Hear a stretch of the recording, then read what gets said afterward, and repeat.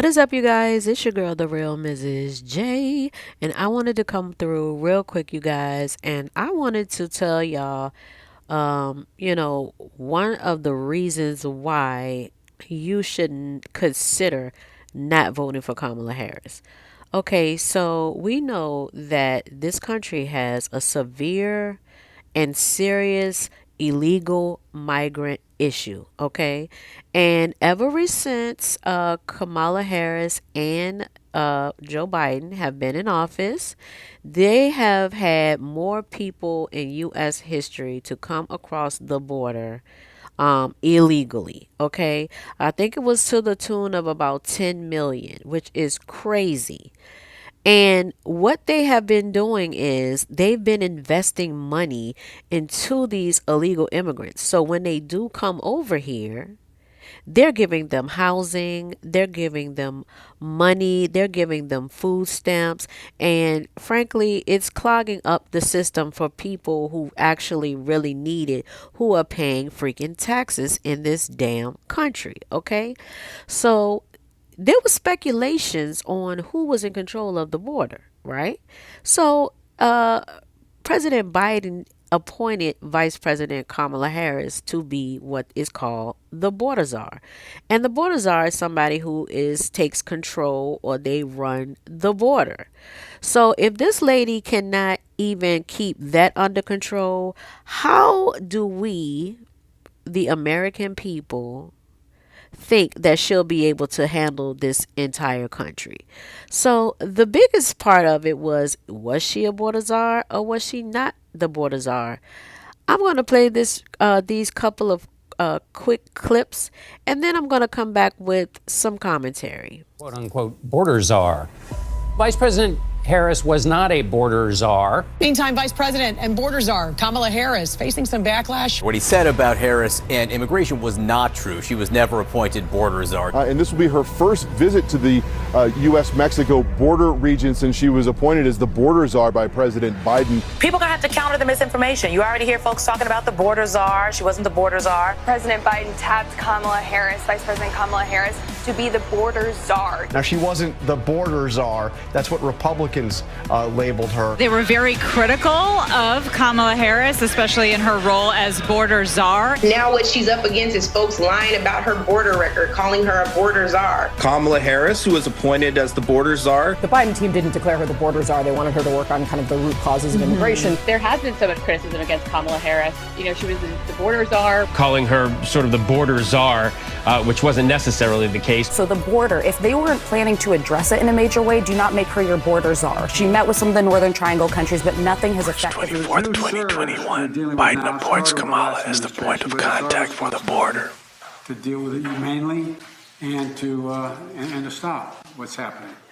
And so this increase has been consequential, but the vice presidents agreed, among the multiple other things that have happened at the meeting, and I appreciate it, agreed to lead our diplomatic effort and work with those nations to accept the returnees and enhance migration enforcement at their borders. We're already talking with Mexico about that. She's already done that. We're going to be dealing with a full team now that we have to be able to deal with the problem here at home, but also to deal with it now in terms of in country. And I can think of nobody who's better qualified to do this than this is a woman who ran the second largest Attorney General's office in America after the United States Attorney General in the state of California, and has done a great deal of promoting human rights, but also fighting organized crime in the process. So it's not her full responsibility and job, but she's leading the effort, because I think the best thing to do is to put someone who, when he or she speaks, they don't have to wonder about, is that where the president is? When she speaks for me, doesn't have to check with me, she knows what she's doing, and I hope we can move this along. So, Madam Vice President, thank you. I gave you a tough job, and you're smiling, but there's no one better capable of trying to organize this. Well, thank you, Mr. President, and for having the confidence in me. And there's no question that this is a challenging situation. As the President has said, There are many factors that lead president to leave these countries. So, you guys, one thing that I did take from this, and which is something that I've always said, stop believing the mainstream media. Stop believing the coon Negro News Network. Stop believing these people. Even with Fox News, like, you can't always see. You have to take things with a grain of salt. But when I tell y'all, this right here is a complete cover up. It is a cover up. So you guys basically saw where the news, some people were saying that Kamala was not the border czar, like she wasn't ahead or in charge of the border. Then some people were saying that she was. And the fact that you have some of our sisters saying that, she has to combat the lie of being or she's called the border czar. But then you see the clip where you see President Biden actually appointing her over the border and the border crisis. Okay, so since then, which I don't understand what these people don't understand, that once you put something out there on the internet, it's going to be there. Somebody's going to screen record you. Somebody's going to share it, take pictures, do whatever. And they're going to keep it in their arsenal for days such as this one. Okay. So, like I was saying, this lady cannot control the border, but we expect for her to control this entire country. Now I'm going to play another quick clip of an interview that someone did with Kamala about the border, and then I'm going to come back with some more commentary, you guys, because this is going to get very interesting. You call the border secure? The border is secure. We're going to have 2 million people cross this border for the first time ever. You're confident this border is secure? We have a secure border in that is a priority for any nation, including ours and our administration. And of course, as per usual, she's lying. Like, I've never seen so many lies come out of the Democratic Party until this election. Like, the lies have been phenomenal, or how the young people say, the lies have been diabolical. Okay, very demure, very diabolical, very freaking diabolical. Okay, now, because of her failed attempt or failed to be able to control the one task. Okay, they gave her one job to do, okay, and she couldn't do that. So now, because of her failure of controlling the illegal immigrants coming over to this country, now this is what our country and our citizens, tax-paying citizens of our country, is having to suffer through. I'm going to play this quick clip, you guys, and I just want y'all to remember now. She is the border czar. She is the one in control of the border. She's supposed to be putting policies and procedures and together because she ran the second largest attorney general department in the country. Okay, we know how that went.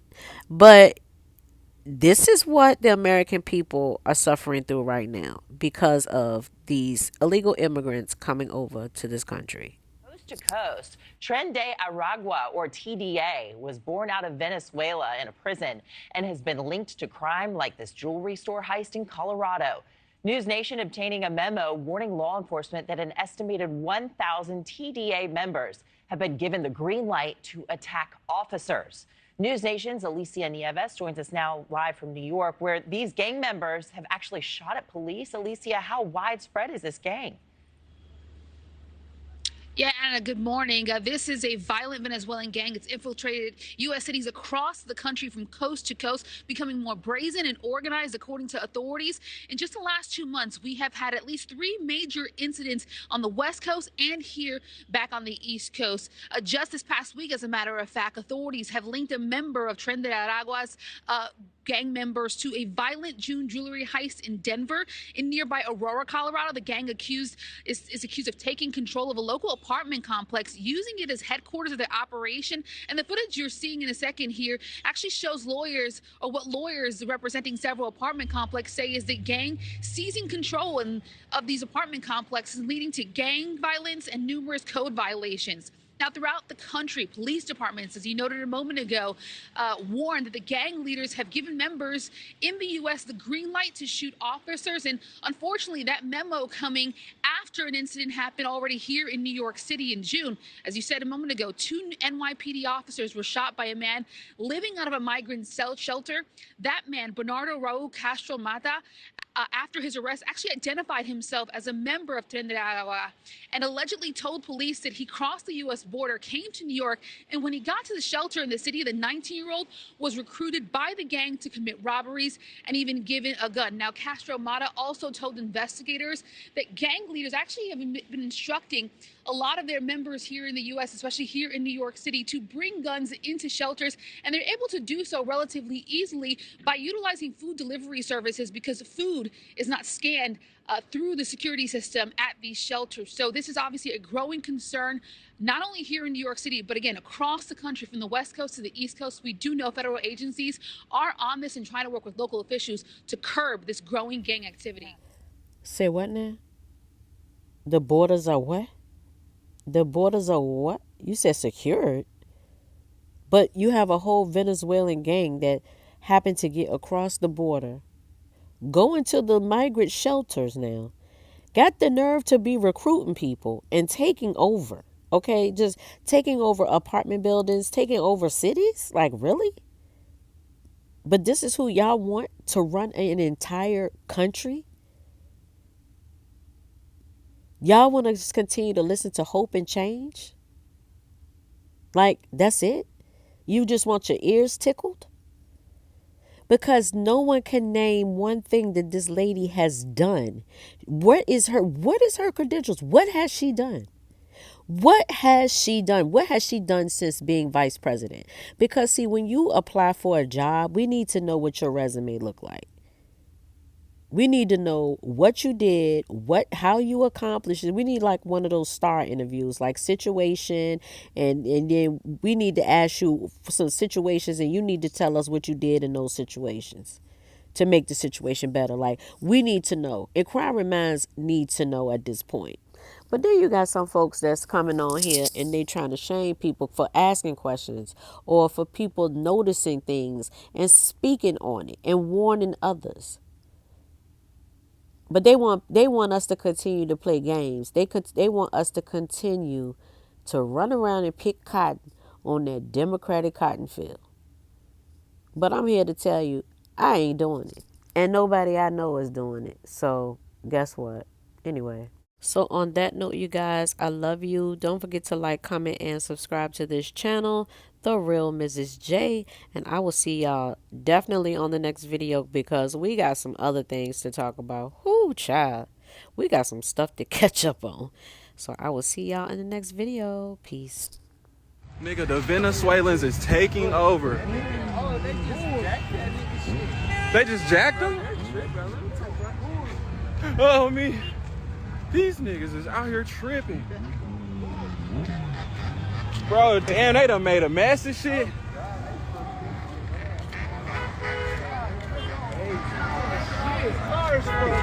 Nigga, y'all are on bullshit out here. That is on bullshit.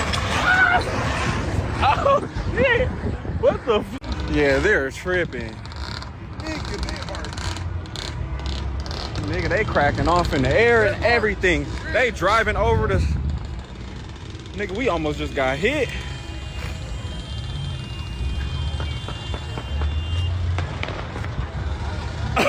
Bro, these niggas is on bullshit.